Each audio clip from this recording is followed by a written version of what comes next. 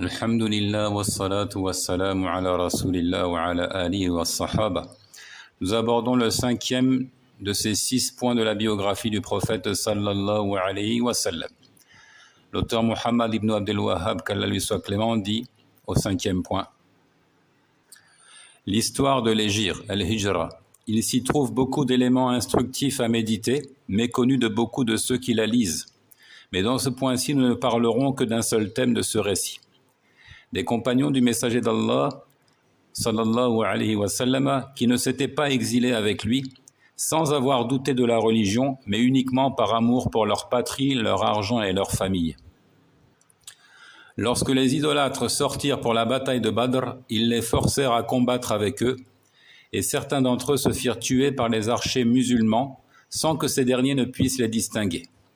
Mais lorsque les compagnons apprirent avoir tué un tel et un tel, ils furent peinés et ils dirent: nous avons tué nos frères. Allah Azza wa Jal révéla alors les versets suivants, 97 à 99 de la sourate An-Nisa. Innal ladhina tawaffahumul malaikatu zalimi anfusihim qalu fima kuntum. Qalu kunna mustad'afina fil ard. Qalu alam takun ardullahi wasi'atan fatuhajiru fiha. فأولئك مأواهم جهنم وساءت مصيرا إلا المستضعفين من الرجال والنساء والولدان لا يستطيعون حيلة ولا يهتدون سبيلا فأولئك عسى الله أن يعفو عنهم وكان الله عفوا غفورا. Ceux qui se sont fait du tort à eux-mêmes, les anges enlèveront leurs âmes en disant: où en étiez-vous? C'est-à-dire à propos de votre religion. Nous étions impuissants sur terre, dirent-ils. Alors les anges diront: la terre d'Allah n'était-elle pas assez vaste pour exiler? Voilà bien ceux dont le refuge est l'enfer, et quelle mauvaise destination. À l'exception des impuissants, hommes, femmes et enfants, incapables de se débrouiller et qui ne trouvent aucune voie, à cela il se peut qu'Allah donne le pardon. Allah est clément et prompt à pardonner. Celui qui observe leur histoire et analyse la parole des compagnons: nous avons tué nos frères, saura que s'ils avaient appris que ces gens avaient insulté l'islam ou embelli la religion des idolâtres, ils n'auraient pas dit: nous avons tué nos frères. Nous avons tué nos frères, c'est-à-dire parce qu'ils sont musulmans, ils n'ont pas renié la religion. Et ils ne sont restés à la Mecque que par amour de la patrie. S'ils avaient appris que ces gens insultent l'islam ou qu'ils apprécient, n'est-ce pas, la religion des idolâtres, ils n'auraient pas dit: nous avons tué nos frères.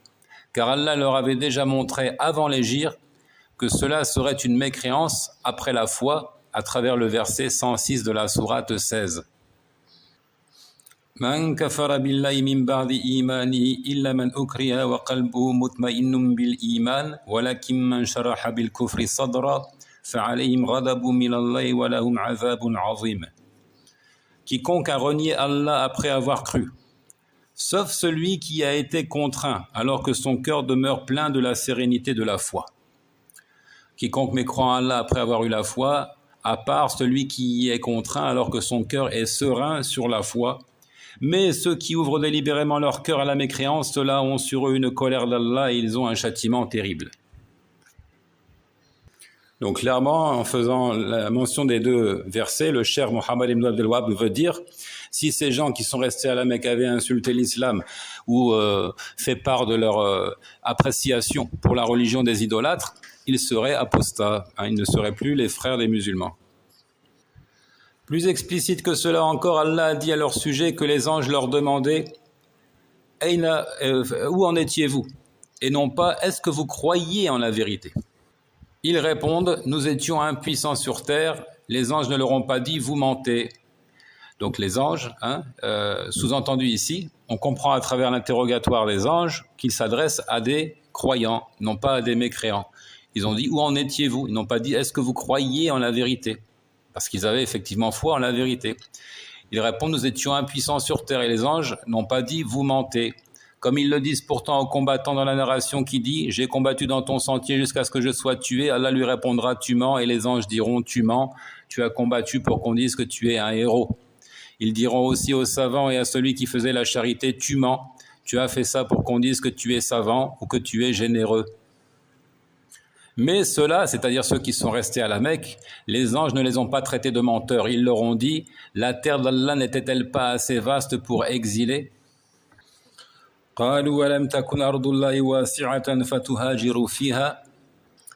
Et le verset qui suit celui-là édifiera encore plus l'ignorant et le connaisseur.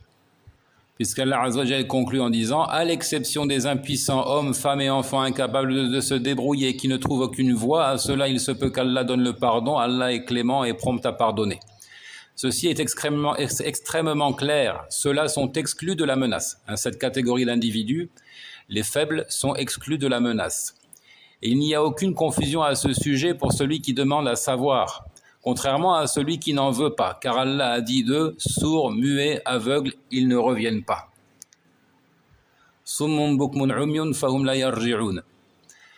qui peut comprendre ce point et le précédent, donc celui-ci et celui qui a précédé, saisira alors le sens des propos de Al-Hasan al-Basri. La foi n'est pas un ornement ni une prétention, mais c'est ce que le cœur atteste et que les actes authentifient. Car Allah a dit, la bonne parole monte vers lui et il élève les bonnes actions. Ilayhi yas'adu al-kalimu at-tayyibu wal-'amalu as-salihu yarfa'u. Fin des propos de l'imam Muhammad ibn Abdel Wahhab. Donc il parle, vous l'avez compris, de l'égir. L'égir consistant à fuir les désobéissances et à se tourner vers le bien, d'une manière globale. Ça, c'est une définition au sens large de l'égir. Fuir les désobéissances et se tourner vers le bien. Al-muhajir man hajara ma harram Allah. Et il concerne tout musulman, en tout temps et en tout lieu. L'autre forme d'égir consiste à se déplacer physiquement, d'un endroit à un autre, et elle concerne le musulman dans certains contextes qui ressortent à travers la définition du vocable qui va suivre. L'égir relève des nécessités du pur monothéisme, au même titre que la guerre sainte, djihad. C'est pour cela que l'auteur a terminé par ces deux points. Il avait préalablement évoqué d'autres implications du strict respect de l'unicité d'Allah, comme de se débarrasser des intermédiaires dans le culte rendu, comme le désaveu de l'idolâtrie et de ses adeptes. Donc il y a une logique dans cet agencement-là. Le cher Muhammad ibn Abdel Wahhab nous parle du pur monothéisme et de ses implications. Et il a commencé par nous parler de la nécessité d'éradiquer le shirk, de se débarrasser des intermédiaires dans le culte rendu à Allah. La nécessité de désavouer le shirk et ses adeptes. Et maintenant, il nous parle de la nécessité de faire l'égir et de réaliser la guerre sainte. Lorsqu'un groupe de jeunes musulmans questionnèrent le Cheikh Salih al-Sheikh, donc qui était le précédent ministre des Affaires religieuses de l'Arabie Saoudite. Ils lui ont dit, cher, nous sommes des frères de France et nous avons fini le livre de l'unicité, Kitab ut-Tawhid. Quel livre nous conseillez-vous d'étudier? Le cher a répondu, vous êtes toujours en France? Le questionneur, oui. Le cher reprend, refaites-le car vous ne l'avez pas compris. Reprenez la lecture et l'étude du livre de l'unicité parce que vous n'avez pas compris. Comment est-ce que vous êtes toujours en France après avoir étudié Kitab ut-Tawhid? Donc il sous-entend ici la nécessité de faire l'égir. Donc l'égir est une des phases pratiques du respect de l'unicité d'Allah. C'est pour cela que l'auteur va citer la parole de Al-Hasan al-Basri, la foi n'est pas un ornement ni une prétention. La foi n'est pas là pour embellir l'individu simplement de manière extérieure. Ce n'est pas une prétention. C'est ce que le cœur atteste et que les actes authentifient. L'égir est une nécessité jugée obligatoire pour vivre la vraie religion. Elle consiste à quitter les terres de mécréance pour celles peuplées de croyants et régies par la charia. Donc ici, deux choses. Peuplées de croyants, régies par la charia. Fuyant ainsi avec sa religion. Certains ulama ajoutent même qu'il convient d'abandonner un pays infesté par les innovations religieuses, al-bida' et les désobéissances, al-ma'asi, pour rejoindre les pays qui s'en tiennent à la conduite prophétique, as-sunnah, et à la voie des pieux prédécesseurs, salaf salih. Le cher Sa'd ibn Atiq a dit dans Ad-Durar as-Saniyya, il s'agit de déménager depuis les lieux d'idolâtrie et de désobéissance vers les lieux d'islam et d'obéissance. Donc dès lors, on comprend que l'hégire a plusieurs aspects. La forme la plus accomplie d'hégire, c'est de quitter un pays de mécréants pour rejoindre un pays peuplé de croyants et régi par la charia. Mais si ce n'est pas possible, s'il n'y a plus de pays régis par la charia, il faut tout de même essayer de se rendre dans des lieux moins corrompus que celui dans lequel on vit.